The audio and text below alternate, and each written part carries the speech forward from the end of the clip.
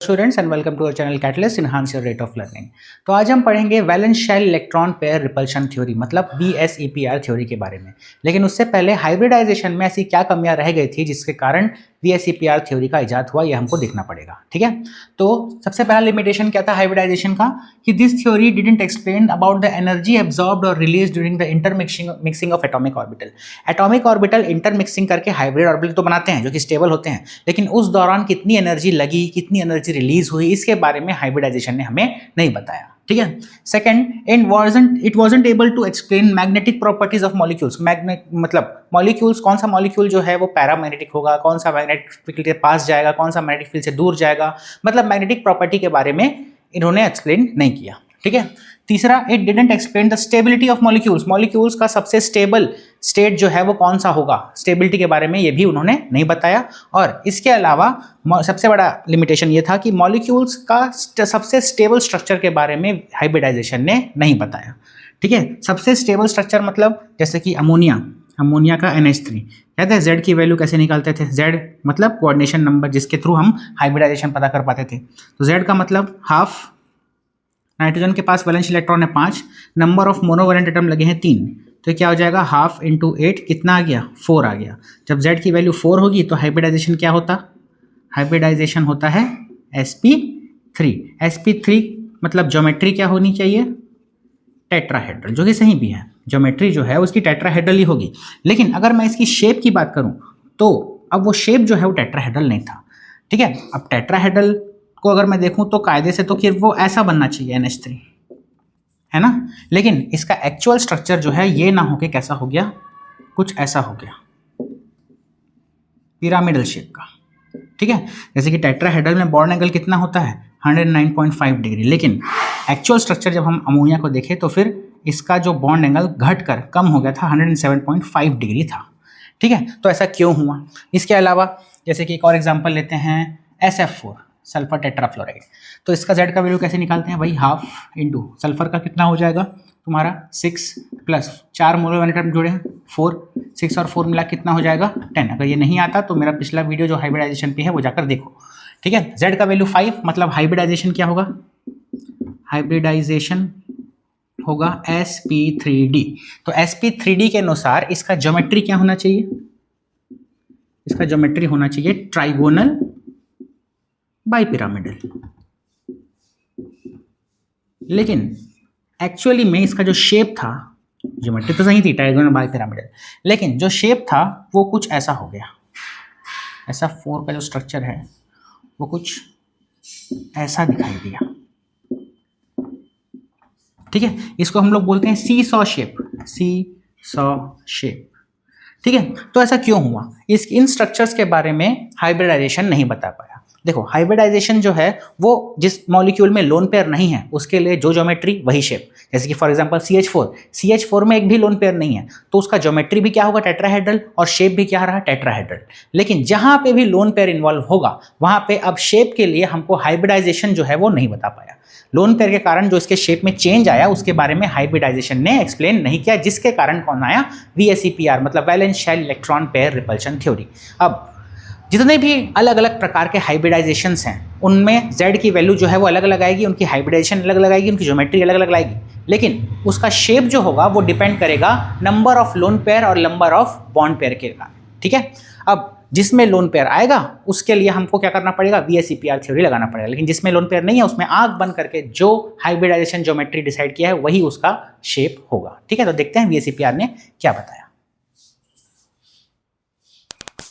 तो VSEPR theory क्या बोलता है, this theory is based on the fact that the actual and most stable shape of molecule depends upon the repulsion between the bond pairs and lone pairs. मतलब किसी भी molecule का सबसे stable structure जो है वो किस पे डिपेंड करेगा कि उसके पास कितने सारे बॉन्ड पेयर्स हैं और कितने सारे लोन पेयर्स हैं।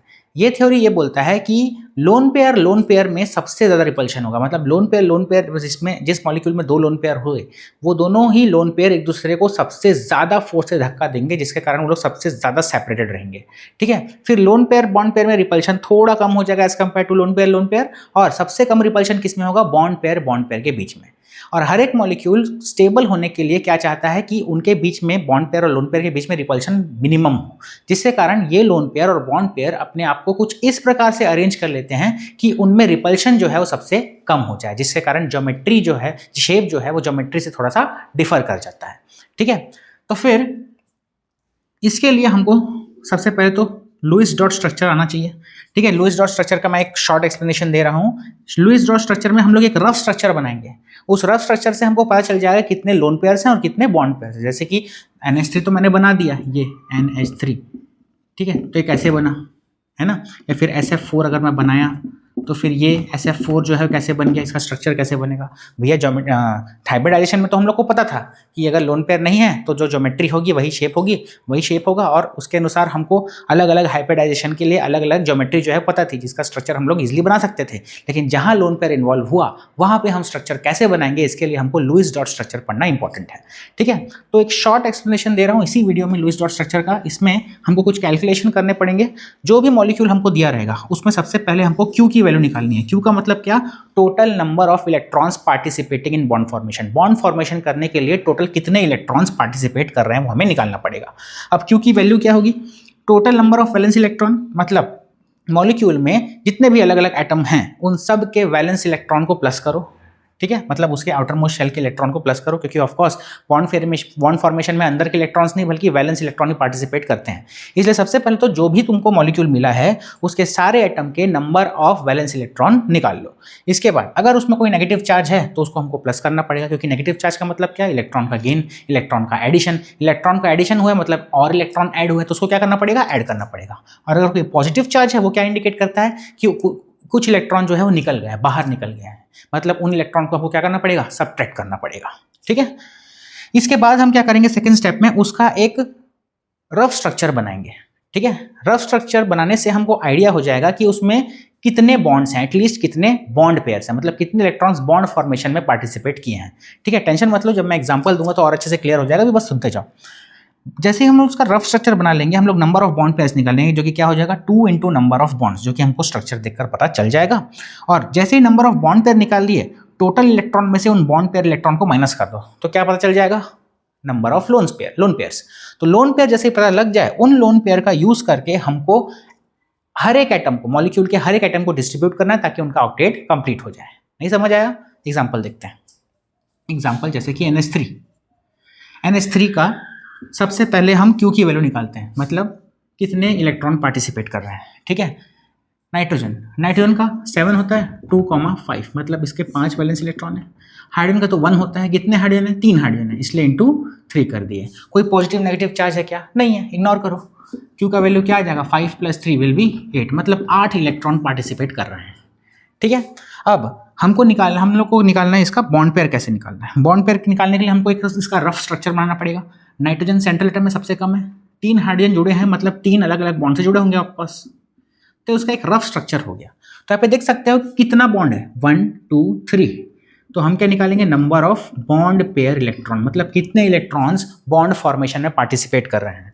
फॉर्मूला क्या है? 2 इंटू नंबर ऑफ बॉन्ड्स। एक बॉन्ड को बनाने के लिए कम से कम 2 इलेक्ट्रॉन तो चाहिए, है ना? तो फिर नंबर ऑफ बॉन्ड्स कितने हैं यहाँ पे? 3, और इसमें हम क्या करेंगे? 2 into number of bond. 2 into number of bond कितने हैं? 3, 2 3 कितना? 6 इलेक्ट्रॉन जो है वो बॉन्ड फॉर्मेशन में पार्टिसिपेट कर लिए। देख सकते हो 1 2 3 4 5 6। ठीक है, अब हमारे पास टोटल कितने इलेक्ट्रॉन्स थे? 8 इलेक्ट्रॉन थे, जिसमें से 6 इलेक्ट्रॉन तो बॉन्ड फॉर्मेशन में पार्टिसिपेट कर लिए। तो अब नंबर ऑफ लोन पेयर कितना बचा? Total electron Q minus number of bond pair. Q कितना आया है? 8, बॉन्ड पेयर कितना है? 6, मतलब 2 इलेक्ट्रॉन जो है वो लोन पेयर के रूप में है। और इन्हीं 2 इलेक्ट्रॉन का यूज करके हमको बचे हुए एटम का ऑक्टेट कंप्लीट करना होगा। अब देख लो इसमें किसका ऑक्टेट कंप्लीट नहीं है। हाइड्रोजन तो कंप्लीट है 1 2, इसका भी 1 2, इसका भी 1 2। हाइड्रोजन को तो 1 इलेक्ट्रॉन चाहिए। नाइट्रोजन का चेक करते हैं, 1 2 3 4 5 6, मतलब इसको 2 इलेक्ट्रॉन की कमी है, तभी तो 8 होगा। तो ये 2 इलेक्ट्रॉन मैं नाइट्रोजन के ऊपर लगा दूंगा, जिसके कारण ये हो, इसका स्ट्रक्चर बन गया। ठीक है। नाउ द प्रॉब्लम इज क्योंकि यहाँ पे लोन पेयर है और यहाँ पे देखो बॉन्ड पेयर है, तो VSEPR के अनुसार लोन पेयर में ज़्यादा रिपल्शन होता है as compared to bond pair, ठीक है। तो जिसके कारण लोन पेयर बॉन्ड पेयर्स को क्या करेगा, धकेल देगा, जिसके कारण बॉन्ड पेयर जो है वो ऐसे होके थोड़े से नीचे हो जाएंगे, ठीक है, और ये कुछ ऐसे दिखने लगेंगे, ठीक है। अब जब हम इनका स्ट्रक्चर बनाएंगे ना, तो लोन पेयर को इग्नोर करो, क्या बच रहा है, देखो पिरामिड जैसा बन रहा है कि नहीं, तो इसका शेप क्या हो जाएगा, पिरामिडल हो जाएगा, ठीक है। इसका शेप क्या हो जाएगा, पिरामिडल हो गया। लेकिन इसका मतलब ये नहीं कि इसकी ज्योमेट्री टेट्राहेड्रल नहीं हुई, geometry and shape both are different thing. Geometry जो है वो टेट्राहेड्रल ही होगी, ठीक है, अकॉर्डिंग टू हाइब्रिडाइजेशन। लेकिन क्योंकि लोन पेयर यहाँ पे आ गया, इसलिए रिपल्शन के कारण इसका शेप जो है वो क्या हो जाएगा, पिरामिडल हो जाएगा, ठीक है। Before taking another example, take a screenshot. Next example लेते हैं SF4 का, सल्फर टेट्राफ्लोराइड का। सबसे पहले क्यू निकालते हैं। सल्फर का कितना होता है, 16, 2, 8, 6, मतलब इसके वैलेंस इलेक्ट्रॉन कितने हुए, 6। फ्लोरीन का कितना होता है, 9, 2, 7, वैलेंस इलेक्ट्रॉन कितने हुए, 7। कितने फ्लोरीन है, 4, मतलब इंटू 4 कर देंगे, तो क्यू का वैल्यू क्या हो जाएगा, 6 × 6 + 7 4 28, मतलब क्यू का वैल्यू 34 इलेक्ट्रॉन है यहाँ पे, ठीक है। अब हम इसका क्या करेंगे, सबसे पहले एक रफ स्ट्रक्चर बनाएंगे। सल्फर 4 फ्लोरीन है, तो कम से कम 4 बॉन्ड्स तो यहाँ पे होने ही चाहिए, SF4, ठीक है, बन गया। अब यहाँ से बताओ number of bond pair electron कितने हुए, फिर 4 बॉन्ड्स हैं, 2 into number of bonds, 2 into number of bonds, तो 2 का 2 इंटू नंबर ऑफ बॉन्ड्स कितना दिख रहा है यहाँ पे, 4, तो कितने होगा, 8 इलेक्ट्रॉन बॉन्ड फॉर्मेशन में पार्टिसिपेट कर लिए। तो चलो लोन पेयर कितने बचे, फिर number of lone pair, Q minus bond pair electron, Q कितना है 34 माइनस बॉन्ड पेयर कितना है 8, कितना बचा 26 इलेक्ट्रॉन, ठीक है। अब इन 26 इलेक्ट्रॉन को लेकर हमको इन सब के ऑक्टेट्स को कंप्लीट करना पड़ेगा, ठीक है। तो देख सकते हो फ्लोरीन जो है उसमें 1, 2 ही इलेक्ट्रॉन है, तो यहाँ पे 1, 2, 3, 4, 5, 6, 6 इलेक्ट्रॉन इस फ्लोरीन को दे दिया मैं। फिर 1, 2, 3, 4, 5, 6, 6 इसको दे दिया, 1, 2, 3, 4, 5, 6, 6 इसको, 1, 2, 3, 4, 5, 6, लो 6 इलेक्ट्रॉन हर एक फ्लोरीन को मिल गए, 2 इलेक्ट्रॉन तो उनके पास पहले से थे। तो फिर अब गिनो 1, 2, 3, 4, 5, 6, 7, 8, 1, 2, 3, 4, 5, 6, 7, 8 एंड सो ऑन। अब मैंने क्या किया, हर एक फ्लोरीन को 6 इलेक्ट्रॉन दिया, तो 6 4 24 इलेक्ट्रॉन तो मैंने डिस्ट्रीब्यूट कर दिए, अभी भी 2 इलेक्ट्रॉन्स बचे हैं, ठीक है। अब सल्फर के केस में देखो 1, 2, 3, 4, 5, 6, 7, 8, सल्फर का भी देखने में क्या लग रहा है, कंप्लीट लग रहा है। लेकिन सल्फर के पास एक प्रॉपर्टी होती है, कोवैलेंसी की प्रॉपर्टी होती है। कोवैलेंसी का मतलब क्या होता है, हर एक एटम चाहता है कि वो उसके आउटर मोस्ट शेल में 8 इलेक्ट्रॉन हो, ठीक है। लेकिन अगर उसको ऑप्शन मिल रहा है कि उससे ज्यादा बॉन्ड बना सकता है तो वो क्या करेगा, उन इलेक्ट्रॉन्स को एक्सेप्ट करके और बॉन्ड्स बना सकता है, ठीक है। और ऐसा हर एक एटम नहीं शो करता, कुछ ही एटम शो करता है, जिसका लिस्ट मैं भी दे दूंगा, ठीक है। तो सल्फर जो होगा उसमें हम ये 2 इलेक्ट्रॉन डाल देंगे, ठीक है। समझ आया, हुआ क्या, 26 इलेक्ट्रॉन बचे थे, जिसमें से 6, 6, 12, 6, 18, 6, 24 इलेक्ट्रॉन मैंने फ्लोरीन को डिस्ट्रीब्यूट कर दिया। अभी भी 2 इलेक्ट्रॉन बचा, किसको दिया मैंने, सल्फर को दे दिया। अब क्योंकि यहाँ पे लोन पेयर आया, तो इसलिए इसका स्ट्रक्चर जो है, इसमें लोन पेयर बॉन्ड पेयर में रिपल्शन ज़्यादा होगा, जिससे कारण इसका शेप जो है वो कुछ ऐसा दिखाई देगा। दिख रहा है, एक सीसॉ जैसा स्ट्रक्चर दिख रहा है कि नहीं, है ना, ये उसका स्टैंड, और इधर एक बच्चा, इधर दूसरा बच्चा, ठीक है, सीसॉ। तो इस शेप को क्या नाम देंगे हम, सीसॉ शेप बोलेंगे, ठीक है, समझ आया। अब एक और एग्जांपल देखते हैं जिससे और क्लैरिफाई हो जाएगा। Before that take a screenshot. तीसरा एग्जांपल देखते हैं जेनॉन टेट्राफ्लोराइड का, ठीक है। जेनॉन एक नोबल गैस है, तो उसका नंबर ऑफ वैलेंस इलेक्ट्रॉन कितना होता है, 8 होता है। नोबल गैस के वैलेंस इलेक्ट्रॉन कितने होते हैं, 8 होते हैं। तो Q is equal to number of valence electron xenon का कितना हुआ, 8। फ्लोरीन का कितना होता है, 9, तो 2, 7 मतलब 7, एक फ्लोरीन का 7, तो 4 फ्लोरीन का इंटू 4। अब जल्दी जल्दी करेंगे, 8 + 7 4 28, कितना हो जाएगा ये, 36 इलेक्ट्रॉन्स आर पार्टिसिपेटिंग, ठीक है। अब इसका एक रफ स्ट्रक्चर बनाएंगे जेनॉन का, 4xCF4, ये उसका क्या बन गया, एक रफ स्ट्रक्चर बन गया, ठीक है। इसके बाद हमको number of bond pair electron निकालने हैं। क्या होता है, 2 इंटू नंबर ऑफ बॉन्ड, कितने बॉन्ड्स हैं, 4, तो 2 इंटू 4 मतलब 8 इलेक्ट्रॉन बॉन्ड फॉर्मेशन में लग गए। तो नंबर ऑफ लोन पेयर कितने हो जाएंगे, फिर number of lone pair will be Q minus bond pair electron. Q कितना है, 36, बॉन्ड पेयर कितना है, 8, 36 में 8 जाए तो कितना बचेगा, 8 इलेक्ट्रॉन्स बचे हैं, ठीक है। अब इन 28 इलेक्ट्रॉन्स को यूज़ करके हम हर एक एटम का ऑक्टेट कंप्लीट करेंगे, ठीक है। तो यहाँ पे मैं अच्छे से बना लेता हूँ XeF4, ठीक है। चलो, फ्लोरीन के पास 2 इलेक्ट्रॉन है, 6 इलेक्ट्रॉन चाहिए, 1 2 3 4 5 6। यहाँ पे 2 इलेक्ट्रॉन है, 6 और चाहिए, 1 2 3 4 5 6, 1 2 3 4 5 6, 1 2 3 4 5 6, ठीक है। फ्लोरीन का रोल खत्म। फ्लोरीन के हर एक फ्लोरीन के एटम के पास 8 इलेक्ट्रॉन अब हैं, तो 6 6 12 12 6 18 और 6 24 इलेक्ट्रॉन का तो मैंने डिस्ट्रीब्यूशन कर दिया। अब कितना इलेक्ट्रॉन बचा? 4 इलेक्ट्रॉन और बचा है। तो ये 4 इलेक्ट्रॉन में हम किसको दे देंगे? जेनॉन को दे देंगे, ठीक है। मतलब जेनॉन में अब 2 लोन पेयर आ गया। अब 2 लोन पेयर है तो रिपल्शन और बढ़ जाएगा, ठीक है। 2 लोन पेयर है तो फिर इसका स्ट्रक्चर जो है उसको कुछ ऐसा ही बनेगा जिसमें हम लोग लोन पेयर को हम लोग इग्नोर करेंगे। और देखो क्या बच गया, लोन पेयर मैक्सिमम दूरी पे होना चाहिए, तो इसलिए लोन पेयर को हम लोग मैक्सिमम दूरी पे कर दिया और बॉन्ड पेयर को थोड़े पास पास ले, क्योंकि लोन पेयर में रिपल्शन सबसे ज़्यादा होता है, ठीक है। तो अब हम लोग इसका अगर शेप देखें तो देख सकते हो, लोन पेयर को अगर मैं इग्नोर करूं तो ये एक प्लेन में एक स्क्वायर जैसा दिख रहा है कि नहीं, इसलिए इसका शेप जो है ना वो हो जाएगा स्क्वायर प्लेनर, ठीक है। शेप क्या हो जाएगा? स्क्वायर प्लेनर हो जाएगा, ठीक है। अब तुम लोग के भी दिमाग में यही सवाल चल रहा होगा कि इतने सारे मॉलिक्यूल्स हैं, उसमें इतने सारे वेरिएंट्स हैं, जिसमें 1 लोन पेयर, किसी में 2 लोन पेयर, किसी में 3 लोन पेयर, तो इतने सारे मॉलिक्यूल्स का शेप, किसी का स्क्वायर प्लेनर है, किसी का सी शॉ शेप है, किसी का टी शेप मिलेगा भी आगे, इसके अलावा बेंट शेप, वी शेप है ना, और इसके अलावा पिरामिडल शेप। ये इतने सारे शेप हम लोग याद कैसे करेंगे? तो इसके लिए एक टेबल है जिसका जो कि अ टाइप ऑफ शॉर्टकट जैसा काम करेगा, जिसे हम आगे देखेंगे। Before that take a screenshot. अब एज यू नो, अलग अलग हाइब्रिडाइजेशन में अलग अलग ज्योमेट्री होती है, और उन ज्योमेट्रीज में भी कई बार सिर्फ बॉन्ड पेयर्स ही होते हैं, कई बार 1 लोन पेयर आ जाता है, कई बार 2 लोन पेयर आ जाते हैं, कई बार 3 लोन पेयर आ जाते हैं। तो इन लोन पेयर्स के आने के कारण इनके शेप में क्या इन्फ्लुएंस होता है, इसके बहुत सारे केसेस हैं, लेकिन हम सिर्फ और सिर्फ इंपॉर्टेंट केसेस ही डिस्कस करेंगे जिसके बेसिस पे क्वेश्चंस आते हैं, ठीक है। तो अभी हम लोग देखते हैं कि sp, sp2 और sp3 में किस प्रकार से वेरिएशंस आते हैं लोन पेयर के प्रेजेंस के कारण।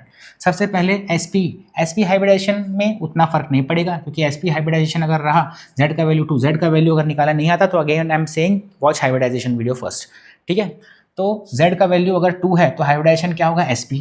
अब मान लेते हैं उस z में दोनों के दोनों क्या है? बॉन्ड पेयर है, लोन पेयर एक भी नहीं है। तो अगर लोन पेयर 0 तो जो ज्योमेट्री होगी वही क्या होगा? शेप होगा। मतलब इसमें एक भी लोन पेयर नहीं है तो जो ज्योमेट्री वही शेप, मतलब क्या हो गया? BeCl2। देखो स्ट्रक्चर देखो इसका क्या है? लीनियर है, ठीक है। तो लीनियर का लीनियर ही रह गया। अब Z में sp हाइब्रिडाइजेशन में और केसेस नहीं है, ठीक है। फिर आ जाते हैं Z की वैल्यू 3 पर। Z की वैल्यू जब 3 निकलती है तो हाइब्रिडाइजेशन क्या निकलता था? sp2 निकलता था। अब उस 3 में से 3 के 3 पूरे क्या है? बॉन्ड पेयर है, मान लो एक भी लोन पेयर नहीं है। तो याद है sp2 में ज्योमेट्री क्या होती थी? Trigonal planar. तो क्योंकि लोन पेयर एक भी नहीं है तो जो ज्योमेट्री वही शेप, मतलब शेप भी क्या हुआ? ट्राइगोनल प्लेनर ही हुआ। एग्जाम्पल है बोरॉन ट्राइफ्लोराइड का। लेकिन अब अगर Z का वैल्यू 3 निकलता है, हाइब्रिडाइजेशन तो sp2 ही रहेगा, लेकिन अब उसमें 2 बॉन्ड पेयर के साथ एक लोन पेयर है। पहले क्या था? तीनों के तीनों बॉन्ड पेयर थे, अब 2 बॉन्ड पेयर है, 1 लोन पेयर है। तो ऐसे केस में ज्योमेट्री तो सेम रहेगी, ट्राइगोनल प्लेनर ही रहेगी, ठीक है, अकॉर्डिंग टू हाइब्रिडाइजेशन। लेकिन लोन पेयर के प्रेजेंस के कारण उसका शेप जो है वो क्या हो जाएगा? चेंज हो जाएगा, ठीक है। क्यों? क्योंकि लोन पेयर बॉन्ड पेयर में रिपल्शन ज़्यादा होता है, तो रिपेल कर कर ये इसको क्या कर देगा? थोड़ा सा बेंड कर देगा, इसलिए इस शेप का नाम क्या बना? बेंट शेप बना, ठीक है। इसके अलावा sp3 का अगर मैं केस देखूं तो sp3 में z की वैल्यू क्या आती है? 4 आती है, तो sp3 हाइब्रिडाइजेशन हुआ। मान लो पूरे के पूरे बॉन्ड पेयर्स हैं, एक भी लोन पेयर नहीं है, तो नॉर्मली ज्योमेट्री जो होती है उसकी टेट्राहेड्रल होती है अकॉर्डिंग टू हाइब्रिडाइजेशन, और क्योंकि यहाँ पे एक भी लोन पेयर नहीं है तो जो ज्योमेट्री वही शेप, तो शेप भी क्या होगा? टेट्राहेड्रल होगा, ठीक है। अगर एक भी लोन पेयर नहीं है तो टेंशन लेने की जरूरत ही नहीं है, जो हाइब्रिडाइजेशन बोल रहा है वही लिखो। टेट्राहेड्रल मतलब शेप भी क्या होगा? टेट्राहेड्रल ही होगा। जैसे कि CH4 में एक भी लोन पेयर नहीं है, मतलब उसका ज्योमेट्री और शेप दोनों क्या हुआ? टेट्राहेड्रल ही हो गया। लेकिन अगर इस 4 में से 3 बॉन्ड पेयर हुए और उसमें 1 लोन पेयर आ गया, तब यहाँ पे गेम थोड़ा सा चेंज हो जाएगा। हाइब्रिडाइजेशन सेम रहेगा sp3, ज्योमेट्री सेम रहेगा टेट्राहेड्रल, लेकिन शेप जो है वो चेंज हो जाएगा, जो कि हमको NH3 में देखने को मिला था, ठीक है। याद है NH3 में क्या हुआ था? अब यहाँ पे चारों के चारों बॉन्ड पेयर थे, अब यहाँ पे 3 बॉन्ड पेयर्स हैं और 1 लोन पेयर आ गया, तो क्या हुआ इनके बीच में? कायदे से ऐसे बनना चाहिए था, लेकिन VSEPR के अनुसार लोन पेयर बॉन्ड पेयर का रिपल्शन ज़्यादा हुआ, जिसके कारण ये लोग थोड़े से बेंड हुए और ये स्ट्रक्चर जो है वो क्या बन जाएगा, कुछ पिरामिड जैसा दिखने लग जाएगा। ठीक है, तो इसका शेप क्या हो जाएगा, पिरामिडल हो जाएगा। ठीक है, सिमिलरली अगर हाइब्रिडाइजेशन चाह रहा है जिसमें से 2 बॉन्ड पेयर और 2 लोन पेयर हो गए, हाइब्रिडाइजेशन तो sp3 रहेगा, टेट्राहेड्रल ज्योमेट्री रहेगी, लेकिन शेप जो है वो चेंज हो जाएगा। अब एक लोन पेयर नहीं बल्कि 2 लोन पेयर है, मतलब रिपल्शन क्या हो जाएगा, बढ़ जाएगा। जैसे कि फॉर एग्जांपल H2O का अगर स्ट्रक्चर बनाऊंगा तो ऑक्सीजन में देखो 2 लोन पेयर्स आते हैं। ठीक है, स्ट्रक्चर कैसे बनेगा वो तुमको मैंने अभी बता दिया है। ठीक है, क्यू की वैल्यू निकालो, बॉन्ड पेयर निकालो, फिर रॉ स्ट्रक्चर बनाओ, बॉन्ड पेयर निकालो, फिर LP निकालो, उसके बाद फिर ऑक्टेट को फुलफिल करो और आंसर आ जाएगा। ठीक है, क्यू का वैल्यू निकाल के हम लुईस डॉट स्ट्रक्चर बना सकते हैं, ये मैंने अभी बताया है। ठीक है, तो H2O का भी सिमिलरली तुम ऐसे बनाओगे तो फिर कुछ ऐसा निकलेगा कि ऑक्सीजन के पास 2 लोन पेयर होंगे और इसके अलावा 2 बॉन्ड पेयर होंगे हाइड्रोजन के नाम पर। तो लोन पेयर में रिपल्शन एकदम ज़्यादा, जिसके कारण इसके बीच में भी रिपल्शन बढ़ जाएगा, जिसके कारण बॉन्ड पेयर पास आ जाएंगे और बॉन्ड एंगल और कम हो जाएगा और इसको हम क्या बोलते हैं, वी शेप्ड बोलेंगे। शेप चेंज से क्या हो गया, वी शेप्ड हो गया। ठीक है, इसके बाद देखेंगे कि sp3d और sp3d2 हाइब्रिडाइजेशन में क्या फर्क पड़ता है, कौन कौन से केसेस बनते हैं। Before that take a screenshot. Next case देखते हैं sp3d हाइब्रिडाइजेशन का। तो as you no sp3d hybridisation कब होगा, जब z की वैल्यू 5 होगी। अगेन आई एम सेइंग कि अगर z की वैल्यू निकालने नहीं आती तो फिर हाइब्रिडाइजेशन का वीडियो देख लेना। ठीक है, z का वैल्यू अगर 5 हुआ तो हाइब्रिडाइजेशन sp3d होगा। मान लेते हैं पूरे के पूरे 5 के 5 बॉन्ड पेयर हैं, एक भी लोन पेयर नहीं है, तो ऐसे केस में जो ज्योमेट्री मतलब ट्राइगोनल बाइपिरामिडल ज्योमेट्री होती है sp3d हाइब्रिडाइजेशन की, वही शेप भी हो जाएगा, मतलब शेप भी ट्राइगोनल बाइपिरामिडल हो जाएगा। इसका एग्जाम्पल क्या है, PCl5। ट्राइगोनल बाइपिरामिडल अगेन क्यों बोलते हैं इसको, क्योंकि इसमें 3 एटम जो होंगे वो सेंट्रल एटम के प्लेन में ही होंगे, मेकिंग अ ट्राइंगल, और इन तीनों कॉर्नर्स को एक बार प्लेन के ऊपर वाले और एक बार तीनों ट्राइंगल के कॉर्नर को एक बार नीचे वाले प्लेन से जोड़ना है। तो एक ट्राइंगल के ऊपर एक पिरामिड, नीचे एक pyramid, making a trigonal bipyramidal. ठीक है, अब अगर z की वैल्यू 5 आई, हाइब्रिडाइजेशन तो sp3d होगा, ज्योमेट्री ट्राइगोनल बाइपिरामिडल होगा, लेकिन अगर उसमें एक लोन पेयर आ गया, 5 में 4 बॉन्ड पेयर है, एक लोन पेयर है, तो ऐसे केस में इसका शेप जो है वो चेंज हो जाएगा ड्यू टू रिपल्शन। ठीक है, और VSEPR के अनुसार इसका शेप जो है, जो कि हमने देखा था अभी सी सॉ शेप का हो जाएगा। ठीक है, तो एक लोन पेयर के प्रेजेंस के कारण इसमें रिपल्शन बढ़ा, जिसके कारण बॉन्ड पेयर थोड़े से पास आए और यहाँ पे ये सी सॉ शेप जैसा हमको मिला है। SF4 इसका एक एग्जांपल है, सी सॉ शेप। मतलब जब भी तुम्हारी z की वैल्यू आई और स्ट्रक्चर बनाते समय तुमको पता चला कि हमारे पास 4 बॉन्ड पेयर है, एक लोन पेयर है, मतलब समझ जाना कि इसका शेप क्या हो जाएगा, सी सॉ शेप का होगा। अगेन आई एम सेइंग कि ज्योमेट्री जो है वो सेम होगी, हाइब्रिडाइजेशन सेम होगा, बस शेप जो है वो चेंज हो जाएगा। ठीक है, अगेन एक और केस देखते हैं, जब z का वैल्यू 5 हो, अब यहाँ पे 4 के बदले 3 बॉन्ड पेयर हैं और 2 लोन पेयर हैं, तो ऐसे केस में hybridization again same sp3d, geometry same trigonal bipyramidal, लेकिन व्हाट अबाउट शेप, शेप जो है वो चेंज हो जाएगा और शेप जो है वो P शेप हो जाएगा। ठीक है, 3 क्लोरीन फॉस्फोरस डायग्राम बनाना, तो सॉरी अगर बोल सकता हूँ स्ट्रक्चर बनाना जो है वो तुमको अभी भी बताया था मैं, लुईस डॉट स्ट्रक्चर से क्यू की वैल्यू निकालो, सॉल्व करो, ऐसा ही स्ट्रक्चर मिलेगा। 3 बॉन्ड पेयर है और 2 इलेक्ट्रॉन बचेंगे, जिसको फॉस्फोरस से तुमको फॉस्फोरस का ऑक्टेट तुमको उसमें कंप्लीट कराना पड़ेगा। ठीक है, तो यहाँ पे ये क्या बन जाएगा, टी शेप बन जाएगा। ठीक है, इसके बाद आता है 6, मतलब हाइब्रिडाइजेशन अगर sp3d2 हो, z की वैल्यू क्या आएगी, 6 आएगी। बॉन्ड पेयर मान लेते हैं पूरे के पूरे 6 के 6 बॉन्ड पेयर है, एक भी लोन पेयर नहीं है, तो 2 ज्योमेट्री वही शेप, ऑक्टाहेड्रल का ऑक्टाहेड्रल। इसका एग्जांपल क्या है, SF4 इसका एक एग्जांपल है ऑक्टाहेड्रल कॉम्प्लेक्स का। ठीक है, इसके बाद आते हैं जब z का वैल्यू 6 है लेकिन इसमें 5 बॉन्ड पेयर और एक लोन पेयर हो, तो अब क्या होगा, इसका जो ज्योमेट्री है वो तो ऑक्टाहेड्रल ही रहेगा। ठीक है, लेकिन इसका शेप जो है वो थोड़ा सा चेंज हो जाएगा, जैसे कि IF5 में हमको देखने को मिलता है। IF5 में 5 फ्लोरीन जो होंगे वो इक्विटोरियल पोजीशन पे रहेंगे और एक फ्लोरीन बस एक्सियल पोजीशन पे रहेगा। ठीक है, और एक क्या होगा, लोन पेयर। ठीक है, अब इसमें देख सकते हो, इसमें एक प्लेन में एक स्क्वायर बन रहा है और इसको अगर मैं ऊपर मिलाता हूँ तो क्या बन गया, एक स्क्वायर जिसके ऊपर एक पिरामिड है, तो इसको हम क्या बोलेंगे, स्क्वायर पिरामिडल, स्क्वायर पिरामिडल बोलेंगे। ठीक है, तो अगर तुम्हारा हाइब्रिडाइजेशन sp3d2 है, उसमें 5 बॉन्ड पेयर है, एक लोन पेयर है, तो ऐसे केस में यहाँ पर हमको शेप जो है वो मिल जाएगा स्क्वायर पिरामिडल। ठीक है, एक और केस जिसमें z की वैल्यू 6 है, बॉन्ड पेयर मान लेते हैं 4 है और लोन पेयर 1 है, तो ऐसे केस में क्या होगा, ज्योमेट्री ऑक्टाहेड्रल रहेगी, शेप जो है वो चेंज हो जाएगा। ठीक है, इसका एग्जांपल है जेनॉन टेट्राफ्लोराइड, जैसे कि हमने देखा था। ठीक है, 4 फ्लोरीन रहेंगे और अब एक के बदले यहाँ पे 2 लोन पेयर्स हैं। तो देख सकते हो एक प्लेन में एक स्क्वायर बन रहा है। ठीक है, तो इसे हम क्या बोलेंगे, स्क्वायर प्लेनर बोलेंगे। जैसे कि एक प्लेन में एक ट्राइंगल बनता था तो क्या बोलते थे, ट्राइगोनल प्लेनर। अब एक प्लेन में आप स्क्वायर बन रहे हैं तो क्या बोलेंगे, स्क्वायर प्लेनर। ठीक है, मतलब हाइब्रिडाइजेशन अगर sp3 आया है और उसमें 4 बॉन्ड पेयर है और उसमें एक लोन पेयर है। ठीक है, एक मिनट, यहाँ पे एक मिस्टेक हुआ है, 5 बॉन्ड पेयर है, एक लोन पेयर है। 4 बॉन्ड पेयर और 2 लोन पेयर है एक्चुअली। देख सकते हो 4 बॉन्ड है, 1 2 3 4 और 2 यहाँ पे लोन पेयर्स हैं। ठीक है, 4 बॉन्ड पेयर और 2 लोन पेयर है, मतलब हाइब्रिडाइजेशन sp3d2 है। Geometry as it is octahedral ही रहेगी, लेकिन शेप जो है वो 2 लोन पेयर के कारण चेंज होकर क्या बन जाएगा, स्क्वायर प्लेनर बन जाएगा। तो आज के लिए बस इतना ही, मिलते हैं नेक्स्ट वीडियो में जिसमें हम बात करेंगे कि हाइब्रिडाइजेशन और VSEPR के बेसिस पे क्वेश्चंस जो हैं वो कैसे आते हैं, बेंट रूल क्या है, इक्विवेलेंट और नॉन इक्विवेलेंट हाइब्रिड ऑर्बिटल्स क्या होते हैं, परसेंटेज ऑफ S हाइब्रिडाइजेशन कैसे निकालते हैं, इसके अलावा और भी बहुत कुछ, जैसे कि फॉर एग्जांपल आयनिक कंपाउंड्स जैसे कि पॉजिटिव और नेगेटिव आयंस के हाइब्रिडाइजेशन, शेप, स्ट्रक्चर कैसे निकालते हैं, बॉन्ड एंगल कैसे निकालते हैं, ये सारी चीज़ें हम नेक्स्ट वीडियो में डिस्कस करेंगे। तब तक के लिए this is Anmol Singh Thakur signing off.